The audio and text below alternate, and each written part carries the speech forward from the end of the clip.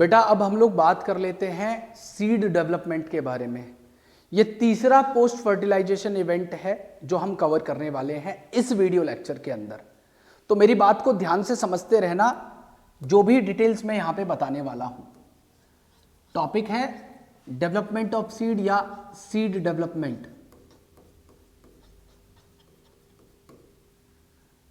तो आप सभी लोग जानते होंगे कि जो फर्टिलाइज्ड ओव्यूल है वही फर्टिलाइज्ड ओव्यूल आगे चल के सीड का डेवलपमेंट कराता है। मैं क्या कह रहा हूं? मैं कह रहा हूं कि जो फर्टिलाइज्ड ओव्यूल है वो फर्टिलाइज्ड ओव्यूल आगे चल के सीड का डेवलपमेंट कराता है। तो इस ओव्यूल के कौन से पार्ट सीड के किस पार्ट की फॉर्मेशन कराएंगे वो हम पहले समझ लेते हैं। तो यहां पे मैं एक ओव्यूल का स्ट्रक्चर आपके सामने ड्रॉ कर ले रहा हूं, ठीक है, और मेरी बात को आप ध्यान से समझते रहिएगा। देखिए इसके अंदर ये जो ओपनिंग थी जिसे मैं माइक्रोपाइल कह रहा था, जिसका काम पॉलन ट्यूब की एंट्री को करवाना था, ये माइक्रोपाइल सीड के अंदर भी माइक्रोपाइल ही कहलाएगी, लेकिन इसका फंक्शन बदल जाएगा। क्या? यहां पे पहले इसका फंक्शन था पॉलन ट्यूब की एंट्री करवाना, या पॉलन ट्यूब एंटर करता था किसके थ्रू? माइक्रोपाइल के थ्रू। और यहां पे जो माइक्रोपाइल है इसका काम क्या होगा? यहां पे इसका काम होता है ऑक्सीजन की और वाटर की एंट्री को करवाना। कब? जब सीड जर्मिनेशन होता है उस दौरान। तो सीड जर्मिनेशन होने के दौरान जो वाटर की और ऑक्सीजन की एंट्री करवाएगा वो पार्ट भी माइक्रोपाइल ही है, जो इस माइक्रोपाइल से बना हुआ है। अब यहां पे जो ये बाहर वाला आउटर इंटीग्यूमेंट था, जो यहां पे आउटर इंटीग्यूमेंट था, ये आउटर इंटीग्यूमेंट क्या करता है? टफ हो जाता है, हार्डन हो जाता है। कैसे होगा?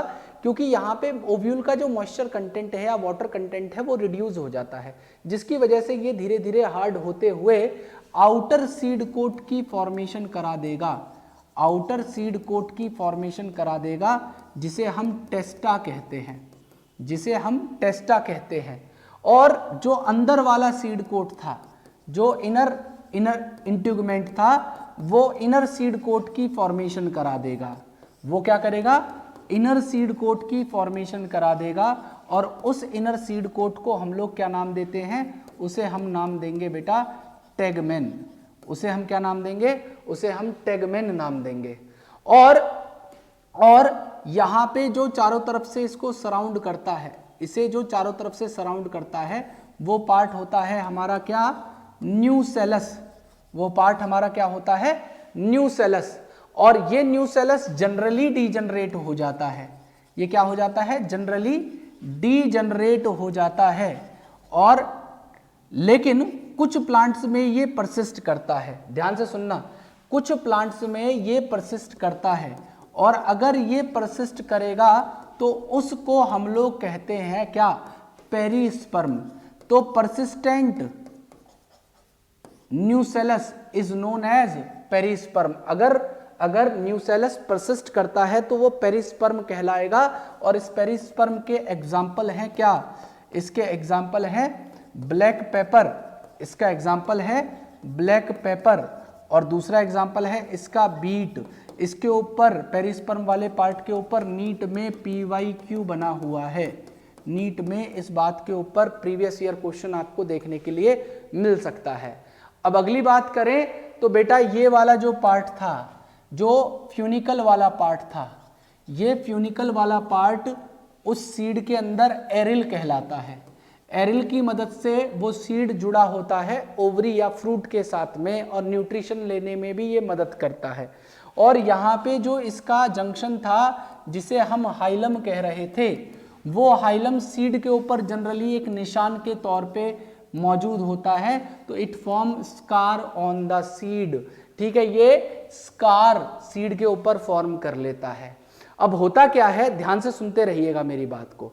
होता क्या है, जैसे जैसे सीड की फॉर्मेशन स्टार्ट होती है तो वहां पे जो इंटीग्यूमेंट होते हैं वो वो जो इंटीग्यूमेंट होते हैं वो इंटीग्यूमेंट हार्ड होना शुरू कर देते हैं। वो इंटीग्यूमेंट्स क्या करते हैं, वो हार्ड होना शुरू कर देते हैं और हार्ड होके इंटीग्यूमेंट हार्ड होके क्या करेंगे, ये सीड कोट की फॉर्मेशन करा लेंगे। क्या करेंगे, ये सीड कोट की फॉर्मेशन करा लेंगे और इस ओव्यूल के अंदर जो वाटर कंटेंट था, वो वाटर कंटेंट रिड्यूस होना शुरू हो जाएगा।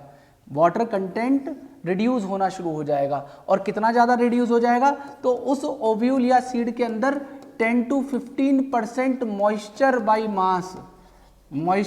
मास मौजूद होगा। ठीक है, 10 to 15% मॉइस्चर बाई मास बेटा वहाँ पे मौजूद होगा, जिसकी वजह से उस सीड के अंदर जो मौजूद एम्ब्रियो होगा, ध्यान से सुनिएगा, उस सीड के अंदर जो मौजूद एम्ब्रियो होता है वो एम्ब्रियो आपका बेटा इनएक्टिव स्टेज में आ जाएगा या स्टेट ऑफ इनएक्टिविटी आप कह सकते हैं। आप क्या कहेंगे, वो स्टेट ऑफ इनएक्टिविटी में चला जाएगा, या आप कह सकते हैं कि इस एम्ब्रियो का मेटाबॉलिक रेट क्या हो जाएगा, रिड्यूस हो जाएगा और ये जो एम्ब्रियो था वो एक स्टेज में आ जाएगा जिस स्टेज को हम लोग डोरमेंसी कहते हैं। ठीक है, इसी स्टेट ऑफ इनएक्टिविटी को हम लोग डोरमेंसी कहते हैं और ये जो डोरमेंसी है ये ब्रेक भी होती है। ये डोरमेंसी ब्रेक भी हो सकती है कब, अगर फेवरेबल कंडीशंस उसे प्रोवाइड करी जाएं तो। क्या करा जाए, अगर हम लोग फेवरेबल कंडीशंस उसे प्रोवाइड करते हैं तो डोरमेंसी ब्रेक हो जाएगी और फेवरेबल कंडीशंस में क्या होगा बेटा, उसे ऑक्सीजन और मॉइस्चर या वाटर आपको अगर एडिक्वेट अमाउंट में मिलेगा तो बेटा वो डोरमेंसी को ब्रेक करेगा, जिसके बाद में सीड जर्मिनेट कर जाएगा या सीड का जर्मिनेशन हो जाएगा। ठीक है, ये तो रही बात इस सीड के बारे में।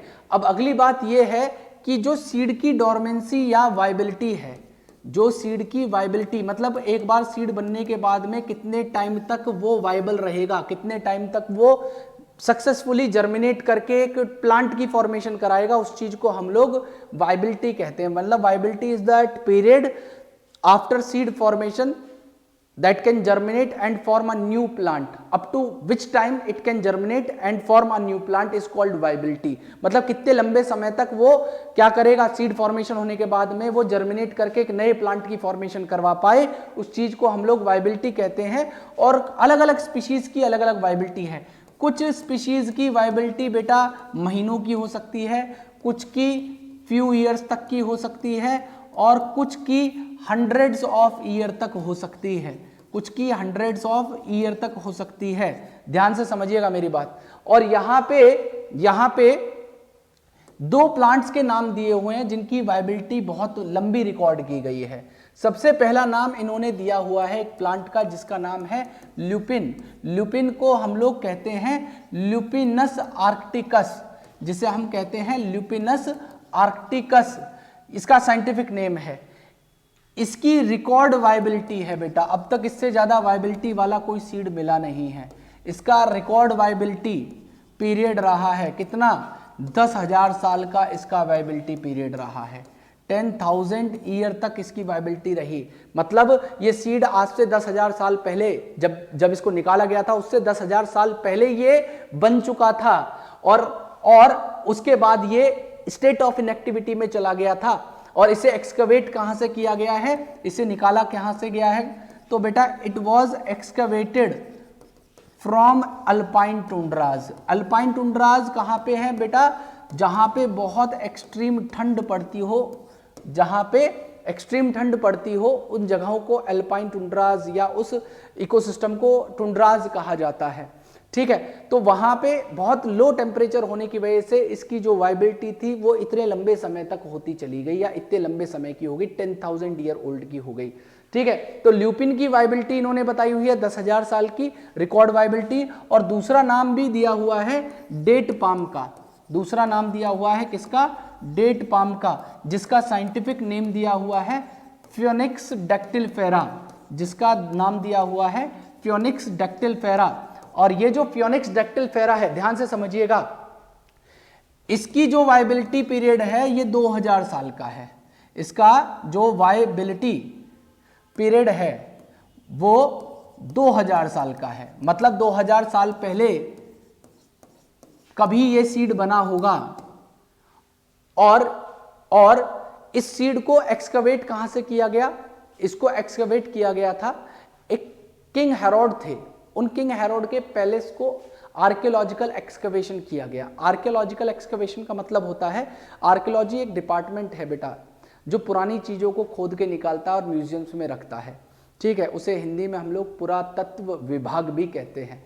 तो आर्कियोलॉजिकल एक्सकवेशन के दौरान में क्या किया था, जब देखो वहाँ पे एक पुराना ट्रेंड था कि जो है डेड बॉडीज को ममीज बना की जो है ममीफिकेशन करके रख दिया जाता था। उनके साथ में वो मानते थे कि आफ्टर डेथ भी एक लाइफ होती है, तो उनके साथ में ऑर्नामेंट और खाने पीने की चीज़ें रखते हैं। तो वहाँ पे एक डेट पाम बहुत कॉमन चीज़ है गल्फ में, तो वहाँ पे डेट को रख दिया गया होगा। तो उसका जो बाहर वाला पार्ट है वो तो डिके या डिकम्पोजिशन हो गया, लेकिन उनके सीड डिके नहीं हो पाए, तो वो सीड्स वहाँ पे ऐसे रिकवर हो चुके होंगे।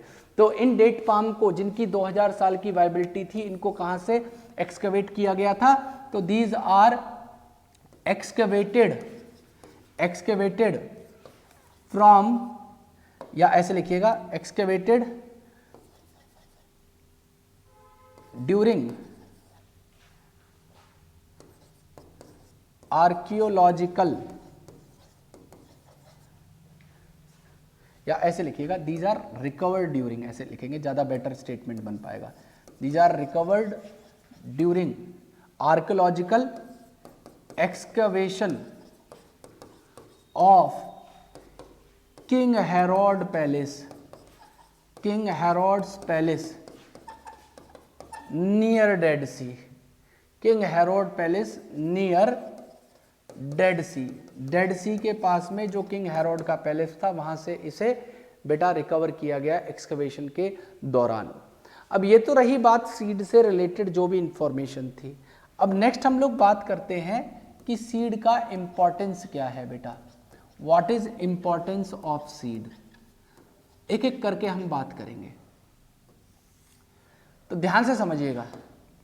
देखिए, सबसे पहला भाई, सीड्स जो हैं वो प्रोडक्ट हैं सेक्सुअल रिप्रोडक्शन के। सीड्स क्या हैं? प्रोडक्ट हैं सेक्सुअल रिप्रोडक्शन के। तो being the product of sexual reproduction, इनके पास में बेटर जेनेटिक रिकॉम्बिनेशन होता है, इनके अंदर ज़्यादा बेटर जेनेटिक रिकॉम्बिनेशन होता है और ज़्यादा अच्छा इनके पास में वेरिएशन होता है, ठीक है, बेटर वेरिएशन होता है। दूसरी बात यह है कि इनके पास में बेटर डिस्पर्सल स्ट्रेटजी होती है, बेटर डिस्पर्सल स्ट्रेटजी होती है। बेटर डिस्पर्सल स्ट्रेटजी का मतलब है सीड को फैलाना एक जगह से दूसरी जगह पे। जैसे उदाहरण के तौर पे देखिए, सीड्स जनरली कहाँ बनते हैं? सीड्स बनते हैं फ्रूट्स के अंदर। सीड्स कहाँ पे प्रेजेंट होते हैं? फ्रूट के अंदर। तो इन फ्रूट्स को सपोज करो किसी एनिमल ने खाया, अब वो एनिमल एक जगह स्टैटिक तो है नहीं, लोकलाइज तो है नहीं, वो तो घूमता रहेगा। अब सपोज करो वो किसी दूसरे हैबिटेट में गया और वहाँ पे अब सीड डाइजेस्ट भी नहीं होते, तो ये सीड उसने क्या किया, एक्सक्रीट आउट कर दिए दूसरी जगह पे जाके। तो क्या हो गया, सीड का जो है डिस्पर्सल हो गया, सीड का डिस्पर्सल हो गया, दूसरी जगह पे पहुंच गए वो सीड्स। ऐसे ही सपोज करो वो सीड डिस्पर्स भी नहीं हुए, वो वहीं पे गिरे हुए हैं, तो लेटर ऑन क्या होगा, ये जो फ्रूट है वो डिकम्पोज होना शुरू हो जाएगा, डिकम्पोजिशन इस फ्रूट का शुरू हो जाएगा। और फ्रूट का डिकम्पोजिशन होने की वजह से यहाँ पे जो इसके अंदर न्यूट्रिएंट थे वो सारे के सारे इस सॉइल के अंदर लीच कर जाएंगे और ये सीड फिर लेटर ऑन क्या होगा, ये सीड यहाँ पे जर्मिनेट करेगा और उसको जर्मिनेट करने के लिए जो न्यूट्रिशन है वो न्यूट्रिशन इस फ्रूट के डिकम्पोजिशन से सॉइल में ऑलरेडी पहले से ही मौजूद होगा, तो ज़्यादा बेटर इसका जो है डेवलपमेंट हो पाएगा। तो देखिए फ्रूट कितना अच्छा काम करता है सीड के लिए, डिस्पर्सल में भी मदद करता है और उसको जर्मिनेशन करवाने में भी उसकी मदद कर रहा है। तो बेटर सीड डिस्पर्सल स्ट्रेटजी होती है इन सीड्स के पास में, जिसकी वजह से ये क्या कर सकते हैं, ये बेटा नए हैबिटेट्स में ये नए हैबिटेट्स में कॉलोनाइज कर सकते हैं, नए हैबिटेट्स में क्या कर सकते हैं, कॉलोनाइज कर सकते हैं, ठीक है। और तीसरी बात करें तो इन सीड्स को प्रोटेक्ट करने के लिए हार्ड सीड कोट होते हैं, इनको प्रोटेक्ट करने के लिए हार्ड सीड कोट होते हैं। और ये हार्ड सीड कोट क्या करते हैं, जो डेलिकेट एम्ब्रियो है उस एम्ब्रियो को प्रोटेक्ट करते हैं, उस डेलिकेट एम्ब्रियो को क्या करते हैं, प्रोटेक्ट करने का काम करते हैं। नेक्स्ट इसकी अगर मैं इंपॉर्टेंस की बात करूं तो बेटा सीड के अंदर दो इवेंट होते हैं। पहला होता है डिहाइड्रेशन। डिहाइड्रेशन मतलब मैंने आपको बताया था कितना डिहाइड्रेशन हुआ था, तो उस सीड के अंदर 10 से 15% ही मॉइस्चर कंटेंट बाय मास बचा था, मॉइस्चर कंटेंट बाय मास बचा था। और दूसरा इवेंट हुआ था यहाँ पे क्या, डोरमेंसी। तो ये दोनों ही इवेंट बहुत ज्यादा क्या है, क्रूशियल है। क्या है, क्रूशियल है। क्रूशियल मतलब काफी ज्यादा इंपॉर्टेंट है। क्यों इंपॉर्टेंट है, तो मेरी बात ध्यान से सुनिएगा। देखिए अगर डिहाइड्रेशन नहीं होगा तो वो सीड के अंदर वाटर बना रहेगा और वो डिकम्पोज हो जाएगा और हम उन सीड्स को स्टोर कर नहीं पाएंगे, और अगर स्टोर नहीं कर पाएंगे तो थ्रू आउट ईयर उन्हें फूड के तौर पे इस्तेमाल नहीं कर सकते। तो डिहाइड्रेशन की वजह से हम लोग क्या कर सकते हैं, स्टोरेज कर सकते हैं इनका, और इन्हें यूज कर सकते हैं किसके, तो थ्रू आउट ईयर, इन्हें हम थ्रू आउट ईयर इस्तेमाल कर सकते हैं किसके तौर पे, फूड के तौर पे। और डोरमेंसी किस लिए जरूरी है, तो मेरी बात को ध्यान से समझना बेटा, अगर डोरमेंसी नहीं होती तो हमारा एग्रीकल्चर का बेसिस भी नहीं होता, क्योंकि एग्रीकल्चर के बेसिस ही है ये सीड। मतलब मैं क्या कह रहा हूं कि ये जो सीड्स होते हैं these are the basis of agriculture. ये क्या है, ये एग्रीकल्चर के बेसिस हैं। क्यों, क्योंकि अगर डोरमेंसी है तो इसी वजह से हम इन्हें यूज कर सकते हैं, क्या करने के लिए, हम इन्हें यूज कर सकते हैं रेज करने के लिए क्रॉप्स को इन नेक्स्ट सीजन। मतलब पिछले साल या पिछले सीजन में जो आए हुए सीड्स हैं उन्हीं सीड्स को हम इस्तेमाल करते हैं अगले सीजन में अपनी एग्रीकल्चर या क्रॉप को बोने के लिए बेटा, ठीक है। तो ये सारी की सारी इनकी इंपॉर्टेंस होती हैं। अब ये जो बातें मैंने आपको बताई इन सबको मैं स्लाइड की फॉर्मेशन में और बता देता हूं आपको। तो देखिए सीड का डेवलपमेंट कहां से हुआ था, सीड का डेवलपमेंट ओव्यूल वाले पार्ट से हुआ था। तो सीड फर्टिलाइज्ड होता है ओव्यूल से, और ओव्यूल कहां पे प्रेजेंट होगा, वो फ्रूट के अंदर प्रेजेंट होगा, और आगे लेटर ऑन ये सीड भी फ्रूट के अंदर ही मौजूद होता है। दूसरी बात, ये फाइनल प्रोडक्ट है सेक्सुअल रिप्रोडक्शन का। किसी भी सीड में तीन चीजें हो सकती हैं, सीड कोट, एम्ब्रियोनल एक्सेस और दो कॉटिलेडॉन। अगर डाइकॉट है तो दो, और सिंगल मोनोकॉट है तो सिंगल कॉटिलेडॉन होगा।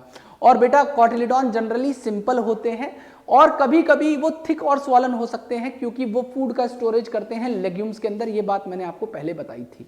नेक्स्ट बात ये है कि सीड्स को हमने दो कैटेगरी में डिवाइड कर रखा है। कौन कौन से, एंडोस्पर्मस और नॉन एंडोस्पर्मस। मतलब एंडोस्पर्मस सीड होते हैं वो जिनके अंदर थोड़ा बहुत एंडोस्पर्म रिटेन कर जाता है। एग्जाम्पल है आपका वीट, मेज, बार्ले, कैस्टर, कोकोनट, सनफ्लावर। और नॉन एंडोस्पर्मस या नॉन एल्ब्यूमिनस सीड्स वो होते हैं जिनके अंदर कोई रेसिडुअल एंडोस्पर्म नहीं बचता, क्योंकि एम्ब्रियो के डेवलपमेंट में सारा का सारा एंडोस्पर्म कंप्लीटली कंज्यूम कर लिया जाएगा। एग्जांपल है डाइकॉट, जैसे पी, ग्राउंडनट और बीन्स। नेक्स्ट बात हम लोग करें तो बेटा जब सीड्स के अंदर कभी कभी क्या हो जाता है, न्यूसेलस रेमिनांट मतलब बच जाता है, रेसिडुअल बच जाता है, और उसी रेमिनांट या रेसिडुअल न्यूसेलस को हम लोग क्या कहते हैं, पेरिस्पर्म कहते हैं। एग्जांपल क्या है, ब्लैक पेपर और बीट। और बेटा ओव्यूल के जो इंटीगुमेंट हैं वो हार्डन होना शुरू होंगे और टफ प्रोटेक्टिव सीड कोट बनाते हैं, और वहां पे जो स्मॉल पोर थी माइक्रोपाइल, जिसके वो माइक्रोपाइल जो पहले पॉलन ट्यूब की एंट्री करवा रही थी, अब वो माइक्रोपाइल ऑक्सीजन और वाटर की एंट्री करवाएगी सीड के जर्मिनेशन के दौरान। और जैसे ही सीड मैच्योर करता है, जैसे ही सीड मैच्योर करता है वो ड्राई होना शुरू हो जाता है और उसके अंदर से वाटर कंटेंट रिड्यूस हो जाता है। कितना रह जाता है, तो 10 से 15% मॉइस्चर बाय मास रह जाएगा, जिसकी वजह से उसके अंदर जो एम्ब्रियो था उसकी मेटाबॉलिक एक्टिविटी स्लो डाउन हो जाती है और वो स्टेट ऑफ इनएक्टिविटी में चला जाएगा, जिस स्टेट को हम डोरमेंसी कहते हैं। और बेटा जैसे ही फेवरेबल कंडीशन मिलेगी, मॉइस्चर ऑक्सीजन और सुटेबल टेम्परेचर, वो सीड क्या कर जाएगा बेटा, जर्मिनेट कर जाएगा। अब एडवांटेजेस ऑफ सीड की बात करें तो यहां पे पहला पॉइंट लिखा हुआ है कि बेटा जो पॉलिनेशन और फर्टिलाइजेशन है वो वाटर के ऊपर डिपेंडेंट नहीं होता, लेकिन सीड जर्मिनेशन या seed formation is more dependent on water बेटा। दूसरी बात यहां पे की गई है कि सीड्स के पास में बेटर एडेप्टिव स्ट्रेटजीज होती हैं डिस्पर्सल के लिए नए हैबिटेट्स में, जिसकी वजह से वो नए एरियाज में जाके कॉलोनाइज कर सकते हैं, और इनके पास में फूड रिजर्व होते हैं। तो यंग सीडलिंग्स, अच्छा एक पॉइंट मैं आपको बताना भूल गया, वो पॉइंट ये था कि कॉटिलिडॉन्स के अंदर जो फूड रिजर्व भरा होता है, तो उस फूड रिजर्व का इस्तेमाल कहां से किया जाएगा, जब सीड जर्मिनेट करके नई सीडलिंग को बना रहा होता है तो उस सीडलिंग निकलते ही तो फोटोसिंथेसिस करने की स्टेज में वो नहीं आएगी, तो जब तक वो कैपेबल ना हो जाए फोटोसिंथेसिस करने के, तब तक उसे फूड कौन प्रोवाइड करेगा, वही कॉटिलिडॉन के अंदर भरा हुआ फूड रिजर्व उसे न्यूट्रिशन प्रोवाइड करने का काम करेगा। तो ये बात यहां पे लिखी हुई है कि जो यंग सीडलिंग है उसको नरिश किया जाएगा, कब तक, until they are capable of photosynthesis, जब तक वो फोटोसिंथेसिस करने लायक ना हो जाए। नेक्स्ट यहां पे बात की गई है कि जो हार्ड सीड कोट है वो प्रोटेक्ट करता है किसको बेटा, यंग एम्ब्रियो का, और being the product of sexual reproduction इनके पास में ज्यादा बेटर जेनेटिक रिकॉम्बिनेशन या कॉम्बिनेशन होते हैं और वेरिएशन होते हैं। और डिहाइड्रेशन एंड डोरमेंसी किसी मैच्योर सीड की बहुत ज्यादा क्रूशियल है, किस चीज के लिए, पहला स्टोरेज के लिए, और दूसरा उसको फूड के तौर पे थ्रू आउट हम यूज कर सकते हैं, और हम उन्हें यूज कर सकते हैं रेज करने के लिए क्रॉप को, किसमें, नेक्स्ट सीजन में। और अगली बात यहां पे की गई है कि बेटा कुछ स्पीशीज में जो सीड्स हैं वो अपनी वाइबिलिटी कुछ मंथ्स में लूज कर देते हैं, कुछ सीड्स अपनी जो वाइबिलिटी है वो सेवरल ईयर तक रख सकते हैं, लेकिन कुछ सीड्स ऐसे हैं जो अलाइव रह सकते हैं 100 ऑफ ईयर तक। और सबसे ओल्डेस्ट सीड जो बताया गया है उसका नाम है ल्यूपिन, जिसका साइंटिफिक नेम है ल्यूपिनस आर्क्टिकस, जिसको एक्सकेवेट किया गया था आर्कटिक टुंड्रा से, और ये सीड जर्मिनेट किया और फ्लावर्ड किया after record 10,000 year of dormancy. ठीक है, तो ये रहा ल्यूपिनस आर्क्टिकस का पौधा, उसके फूल, उसके सीड, अगर डायग्राम आपको दिख रहा हो, ये ब्लू कलर के फूल ल्यूपिन के हैं। और दूसरा एग्जांपल दिया हुआ है क्या, 2000 साल पुराना एक वाइबल सीड मिला, किसका, डेट पाम का, जिसे फ्योनिक्स डेक्टिलफेरा कह रहे हैं, जिसे आर्कियोलॉजिकल एक्सकवेशन किंग हेरोड के पैलेस का जब किया गया था तो उस दौरान इस सीड को वहां से रिकवर किया गया। तो ये पूरे डिटेल्स थे जो आपको सीड फॉर्मेशन के बारे में पढ़ने थे।